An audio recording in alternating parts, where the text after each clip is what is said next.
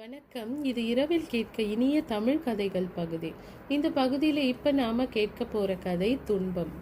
ஒரு நாள் அதிகாலை வேளை. சூரியன் இன்னும் தன்னுடைய கரங்களை பூமியின் மீது நீட்டவே இல்லை. அந்த நேரத்துல போதி மரத்தடியில நம்ம புத்த பெருமான் இன்னொரு சூரியன் போல பிரகாசமா தவத்துல உட்கார்ந்துட்டு இருக்காரு. அவர் முகத்துல இருக்க அமைதியும் அந்த சிரிப்பு கலந்த ஒரு ஒளியும் பார்க்கிறவங்க மனசெல்லாம் ஈர்த்திடும். அந்த அளவுக்கு ஒரு அழகான கலையான முகம், அமைதி நிறைந்த முகம். அந்த முகத்தை பார்த்துக்கிட்டே இருக்கலாம். அவரை சுத்தியும் எப்பவும் ஒரு தெய்வீக ஒளி இருந்துகிட்டே இருக்கும். இந்த சமயத்துல மெல்ல மெல்ல சூரியன் அவரோட கைகள்னால நம்ம பூமி தாயை எழுப்புறாரு. மெதுவா பொழுது புலர ஆரம்பிக்குது. அந்த நேரத்துல அந்த காத்துல வர அந்த சூரிய ஒளி, அந்த தன்மையான வெப்பம், ஒரு இலகுவான வெப்பம் நம்ம புத்த பெருமான் மேல விழுது. ஆழ்ந்த தியானத்திலையும் அந்த தன்மைய புத்த பெருமான் உணர்றாரு. கூடவே ஒரு விசும்பல் சத்தமும் கேட்குது. புத்த பெருமான் தன்னுடைய தியானத்தை மெதுவா கலைச்சிக்கிட்டு தன்னோட இயல்பு நிலைக்கு திரும்புறாரு. அவர் முன்னாடி ஒரு பெண் பயங்கரமா அழுதுகிட்டு இருக்கிறாங்க. அவங்களோட அழுகை எப்படி இருக்கு அப்படின்னு பாத்தீங்கன்னா, இந்த உலகமே இருண்டது மாதிரியும், இதுல எந்த வழியுமே அவங்களுக்கு தெரியாத மாதிரியான ஒரு அழுக்குரல் அது. அந்த அம்மா தன்னுடைய அழுகையை கொஞ்சமும் கட்டுப்படுத்த முடியாத நிலையில இருக்கிறத புத்த பெருமான் உணர்றாரு. உணர்ந்ததும் யாரம்மா நீங்கன்னு கேட்குறாரு. அதை கேட்டதும் அந்த அம்மா இன்னும் வேகமா அழ ஆரம்பிக்கிறாங்க. புத்த பெருமானுக்கு நல்லாவே புரியுது அவங்க ஏதோ ஒரு பெரிய சோகத்துல இருக்காங்க அப்படின்னு. அவங்க என்ன பண்றாங்க, தன்னுடைய கதையை முழுசுமே புத்த பெருமான் கிட்ட சொல்லி முடிக்கிறாங்க. கடைசியா அவங்களுக்கு நடந்த ஒரு பெரிய துன்பத்தையும் சொல்றாங்க. அதாவது அவங்களோட மகனை இழந்திருக்கிறாங்க.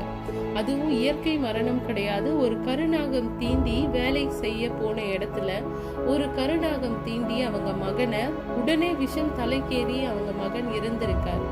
இதை கேட்டதும் புத்த பெருமான் என்ன சொல்றாரு, எப்பவும் அமைதியா இருக்க மனுஷன் இன்னும் சாந்தமாயிடுறாரு. அவரோட அமைதிக்கும் ஆழ்நிலை அமைதிக்கு புத்த பெருமான் போயிட்டு அவங்க அம்மாவுக்கு ஆறுதல் சொல்றதுக்கு பதிலா உங்களுக்கு என்ன வேணும் அப்படின்னு கேட்குறாரு. உடனே அந்த தாய் என்ன சொல்றாங்க, என் மகனை திரும்ப உயிர்ப்பிச்சு கொண்டுத்துருங்க, நீங்க தான் இந்த உலகத்திலே பெரிய மகான்னு சொல்றாங்க. எல்லா உயிர்கள் மேலையும் உங்களுக்கு கருணையும் பற்றும் அதிகம்.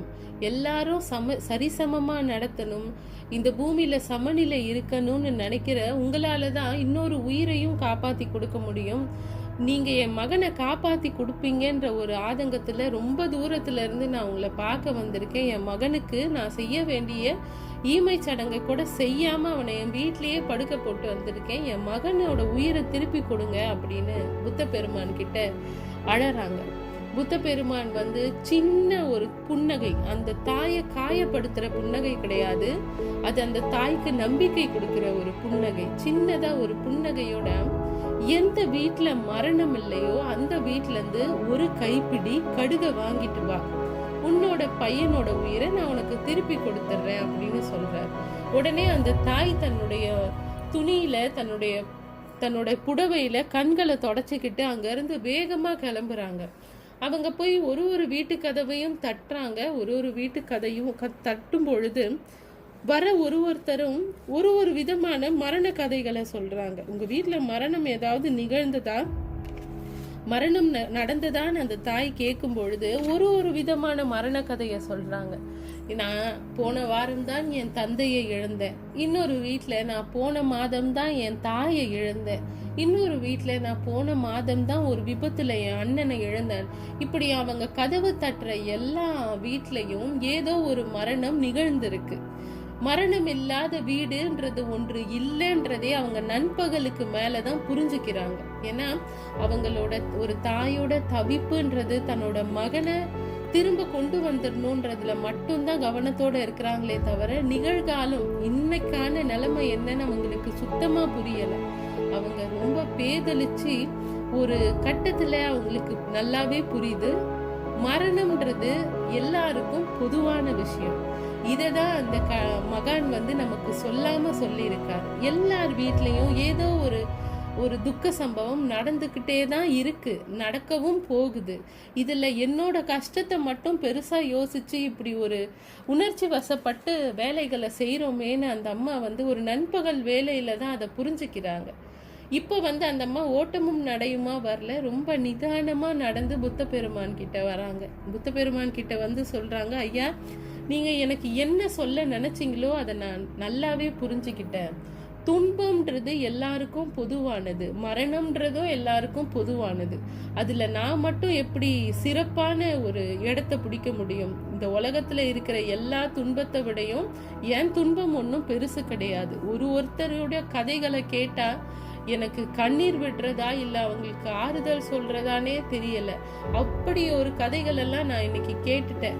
என்னோட துன்பம் இயல்பா நடக்கிற துன்பம். இதை நான் கடந்து என் வாழ்க்கையோட அடுத்த கட்டத்தை நான் பார்க்கணுன்றத நான் புரிஞ்சுக்கிட்டேன் தெய்வமே அப்படின்னு சொல்லி புத்தரை வணங்குறாங்க. புத்தர் உடனே பேச தொடங்குறாரு. இரவும் பகலும் மாறி மாறி வருவது போல இறப்பும் பிறப்பும் மாறி மாறி வரும். பிறப்பது எல்லாம் ஒரு நாள் இறந்தே தீரும். பிறவாவது மட்டுமே இரவாது, அதாவது பிறக்காதது மட்டுமே இறக்காது.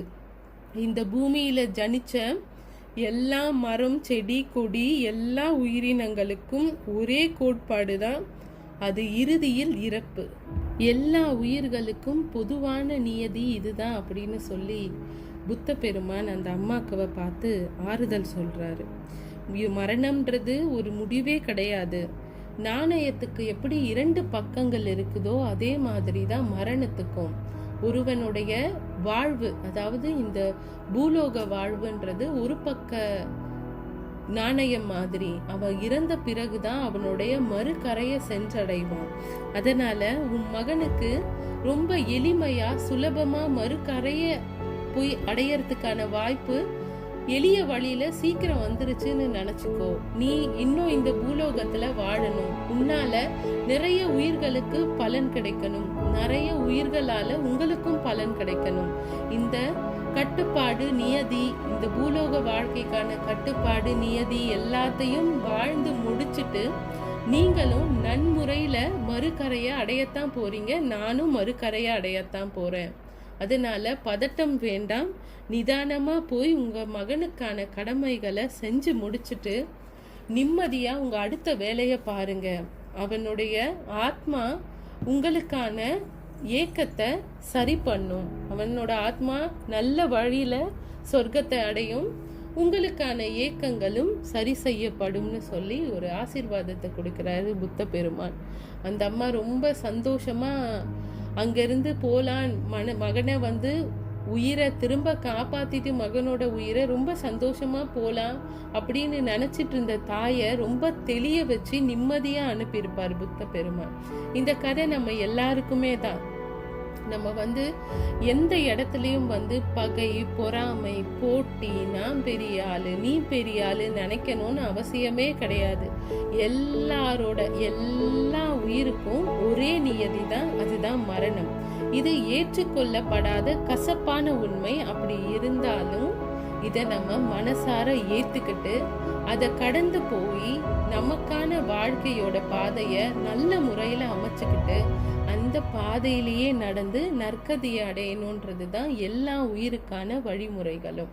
அதனால எப்பவுமே இந்த நொடி வாழ்றோம், இந்த நொடி நம்ம சந்தோஷமா இருப்போம். நம்மளால முடிஞ்ச இயன்ற உதவிகளையும் சரி, பொருள் உதவியும் சரி. பொருள் உதவினா பணம் மட்டும் கிடையாது, ஒருத்தர் கூட சப்போர்ட்டா நிக்கிறதும் ஒரு உதவிதான். தாய் தந்தைக்கு உதவியா இருக்கிறதும் ஒரு பெரிய விஷயம்தான். நம்மளோட குழந்தைகளுக்கு நல்ல தகப்பன் தந்தையா இருக்கிறதும் பெரிய விஷயம்தான். நம்ம சார்ந்தவங்களுக்கு உதவிகரமா இருக்கிறதும் பயன்பாட்டோட இருக்கிறதும் பெரிய விஷயம்தான். இது மாதிரி நமக்காக இருக்கிற எல்லாரையும் சந்தோஷமா வச்சுக்கிறதும் நம்மளோட தலையாய கடமை தான். இந்த மாதிரியான சின்ன சின்ன விஷயங்கள் எல்லாம் செஞ்சு நமக்கான அழைப்பு வரும்பொழுது எந்த சலனமும் இல்லாம நாம போயிடலாம். அதே மாதிரி நமக்கு கூட இருக்கிறவங்களா இருக்கட்டும், நெருக்கமா இருக்கிறவங்களா இருக்கட்டும், யாருக்கு மரணம் ஏற்பட்டாலும் அவங்க இல்லாத இடத்துல அவங்கள சார்ந்தவங்களுக்கு ஏதாவது உதவி செய்ய முடியுமான்னு யோசிங்க. அதை கடந்து வர முடியாம அங்கேயே நிக்காதீங்க. இன்னைக்கு அவங்கன்னா நாளைக்கு நம்ம யாரை பார்த்து பொறாமப்படுறோமோ கோவப்படுறோமோ அவங்க அடுத்த நாளைக்கு, அவ்வளோதான். இந்த மாதிரி யாரு எதை செஞ்சாலும் இந்த பூமியில ஒரே நியதி தான், கடைசி வாக்கு, அது மரணம் மட்டும்தான். இதை முழு மனசா ஏத்துக்குவோம். இருக்கிற ஒரு வாழ்நாளையும் இருக்கிற ஒரு நொடியையும் ரொம்ப சந்தோஷமா சிறப்பா கொண்டாடுவோம். முடிஞ்ச அளவுக்கு யாருமே இப்ப இந்த நொடியில இருக்க கஷ்டத்தை நினைச்சு பயப்படவோ வருத்தப்படவோ படாதீங்க. ஏன்னா நம்மளை விட அதிகமான கஷ்டத்தோட இந்த பூமியில உயிரோட இருக்கிறவங்கலாம் அதிகம். நம்மளை விட நிறைய பாரத்தோட இந்த பூமியில வாழ்றவங்கலாம் ரொம்ப அதிகம். அவங்கள நினைச்சு பார்க்கணும். நமக்கு வர்றதெல்லாம் கஷ்டம் கிடையாது, இது எல்லாமே மாயை. நமக்கு வர்றதெல்லாம் சந்தோஷமும் கிடையாது, அதுவும் மாயை. கஷ்டம் எப்படி வந்த வழியே போகுமோ சந்தோஷமும் வந்த வழியே போகும். இரவும் பகலும் பாரி, துன்பமும் இன்பமும் சேர்ந்தே இருக்கிறது தான் வாழ்க்கை. வாழ்க்கையை ஒரு நாளும் கசப்பா நினைக்காதீங்க. ரொம்ப உணர்ச்சி வசப்பட்டு உங்க வாழ்க்கையை அணுகாதீங்க. ரொம்ப அமைதியா எல்லாத்தையும் புரிஞ்சுக்கிட்டு கடந்து போங்க. இங்க இருக்க எல்லா உயிரோட கடைசி வழி மரணம் தான். அதனால உங்களோட இருக்கிற சக உயிரினத்தையும் சரி, உங்களோட இருக்க சக மனுஷனையும் சரி, சக சாவரங்களையும் சரி அன்பா பார்த்துக்கங்க. இப்போ எல்லாத்தையும் மறந்துட்டு நிம்மதியா தூங்க போங்க. எல்லாருக்கும் இனிய இரவு வணக்கம். நன்றி.